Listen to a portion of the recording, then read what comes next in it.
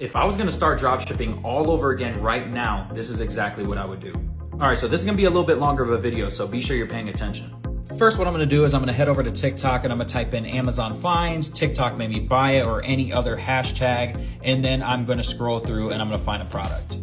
Once I find a product, I'm gonna order it on Amazon so that way I can create my own content. So now that I have my product, here's my product right here, just for example purposes. I'm gonna take this product and I'm gonna make as many videos as I can. I'm gonna make an Instagram, I'm gonna make a TikTok, and I'm also gonna make YouTube so I can post YouTube shorts. Next, what I'm gonna do is I'm gonna head over to Shopify, start my free trial, and start building out my website. So I'm gonna assume that you don't have a lot of money to run ads. So what I would do is I would post 3 to 4 times a day on each one of those platforms, but I would pay close attention to TikTok.